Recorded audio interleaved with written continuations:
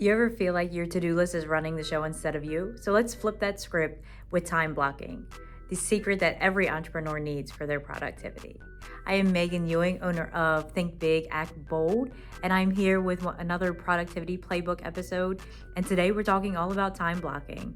So time blocking is a boring topic. I'll just be honest. It's a boring topic. So when I first started my entrepreneur journey, and I heard about time blocking, I was like, I'm not going to set this specific schedule. That's why I got out of corporate America for. That's why I became an entrepreneur, to have the freedom to wake up when I want, do what I want, when I want, eat lunch, whatever time I want.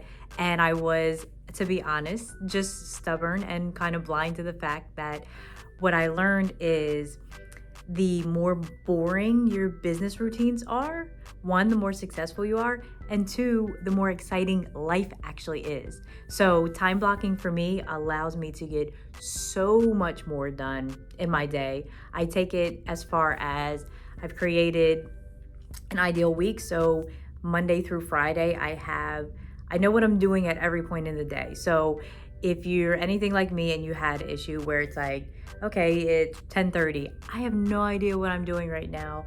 I'm so distracted. There's 1,000 different ideas I want to make happen. There's 10 million emails I need to respond to. There's content I need to shoot. There's this I need to do. There's this I need to do. There's new clients I need to onboard. And you just honestly drive yourself crazy. That's where I was before I found time blocking. So now, at every hour during the day, I know exactly what I should be doing. So if I'm getting off track, getting distracted, or just having one of those days where I'm feeling super discouraged, pull out my ideal week, look at where I am. Okay, it's this time. This is what I should be doing. And I get right back on track. There's also this great benefit of when you're time blocking, you know when a task ends. So if you dread going through your emails and you dread that client communication, all you have to simply do is say, okay, 9 a.m. to 10 a.m., I'm doing emails. You know, at 10 a.m., you're not doing emails anymore. You did it for the day. It's over. It's done. You can move on and worry about it tomorrow. And that's how time blocking kind of like saves you from the things that you don't want to do. Because let's be honest, there's 10,000 things as entrepreneurs that we don't want to do, that aren't pretty, that are boring or just tedious. And if we can get out of having to do them or having to put that stress on us to do them, then that's perfect. Now, the other great thing about time blocking is it really allows you to figure out how much time you need for certain tasks. So when I first started the time blocking for my business, I realized I was giving too many hours to certain things, and it was taking away from hours from the things that I needed to do. So of course, content is a big thing. So not only recording the content, going back and editing the content, and then making clips of the content, and then posting the content. So it's this big, huge ordeal. And what I was doing was feeling like it was so overwhelming that I just stopped making content. I stopped putting up videos. I stopped making shorts, and really got lazy with it and just said, well, I just don't have time. I just don't have time.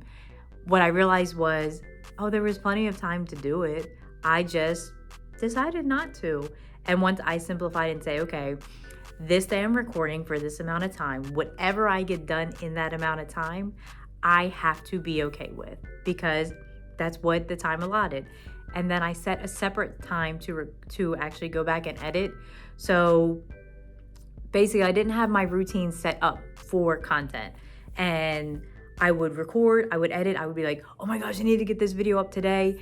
And I would burn myself out on content, and then I just wouldn't do it.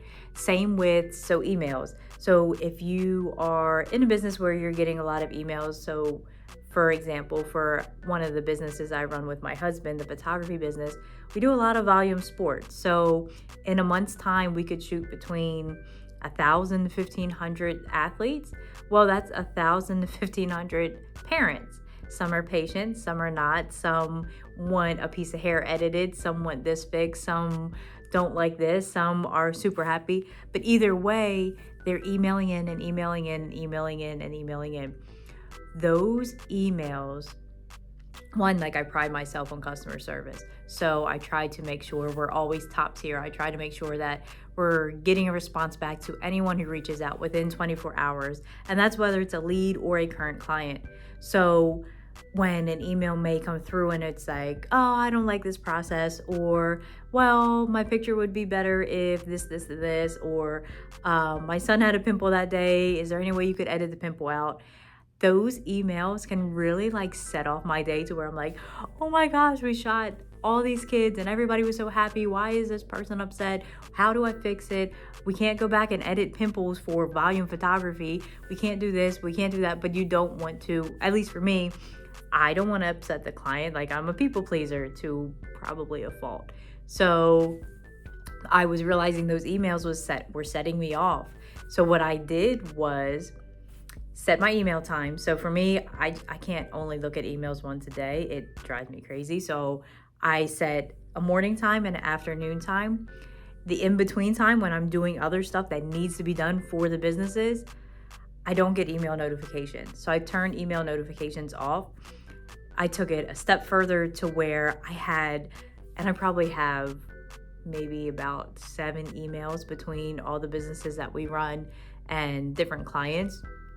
So I actually deleted I think I have 2 of the email accounts on my phone. So now on my phone, I don't get the emails from a lot of the businesses because I set that time aside. This setting it aside to do morning and afternoon guarantees a response within 24 hours. And I'm not getting distracted by the emails, whether it's a complaint, whether it's a new order, whatever it is. I just realized it was a big distraction for me, so I took it out. And that time that I set aside to go through the emails, it's almost like a challenge for me. So I'm like, okay, I have an hour. Let's see how many emails I can get through and get this response, get this response, get this response. When I'm going through the emails, for me, if there's an action that has to take place and it takes less than 5 minutes, I do that action right then. And that way I can sort my email out and know that I'm done with it, put in my done folder and move on. So emails was a big thing. It could be, let's see, so we talked about emails, we talked about content. It could be not video content. It could just be, hey, I'm a big believer of the power of blog posts for SEO purposes. I've seen it work with a number of my clients. I've had photography clients rank number 1 on Google in their specific niche. I've had I had a separate photography client, destination photography client, and we made a blog about different destination locations. Within a week, another photographer from a different country that we put a blog up about reached out to them to collaborate. So there's power in blog posts. The problem is it's a lot of work to not only, 1, you have to find your topics. 2, after you find your topics, you have to write the blogs.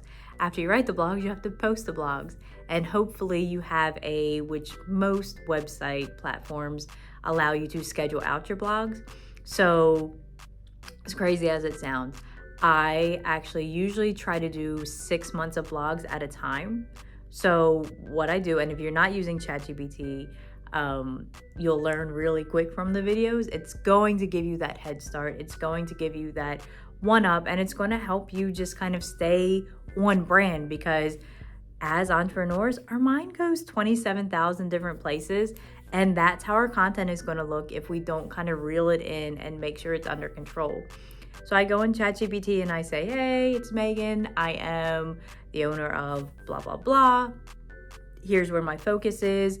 For the next 6 months, my focus is this. Here's my ideal client. Can you please give me, and I usually start with 10. So can you please give me 10 blog titles that would work for my ideal client and that would help with SEO purposes? And I put that in. It gives me the titles. I figure out which ones I actually like. I'm not going into ChatGPT, and I'll say this strongly because a lot of people, they use AI without questioning AI, which I think can kind of like show. It just makes it so the wording doesn't really sound like you, and you want it to sound like you. You want to connect with your audience. So I pick the titles I like, and I write out the blogs. But I'm not going to pick a title just because ChatGPT sent it to me. I want it to pertain to what I'm trying to build. And you also want to understand, if you're scheduling out, one, you have to figure out, like, okay, when is this getting posted? You don't want to post a summer blog in January. So time blocking for the blogs, it allows me to sit down one day, knock out 6 months of blogs, and then 6 months later, knock out 6 more months of blogs, and then I'm done. Where a task, and a somewhat tedious task, would be so overwhelming that I wouldn't get it done. Now, time blocking allows me to get it done and be done with it twice a year. Twice a year I write blogs. That's all I have to do. So time blocking will save you. It sounds crazy, and it, until you like start to try it, you don't realize the power behind it, but it definitely simplifies things a lot, and it's going to make you more productive in your business. Right. So if you're not time blocking already, make sure you start today. And even if it's just start with one day, time block out one day and see the productivity, see what happens, see how much your passion for your business increases, because it's not so overwhelming when you break everything down. And don't forget to like and subscribe, comment if you are already time blocking, or comment if you are going to start time blocking. And I'd love to share any more tips with you. So drop me a comment if you have any questions, and I will see you on the next episode.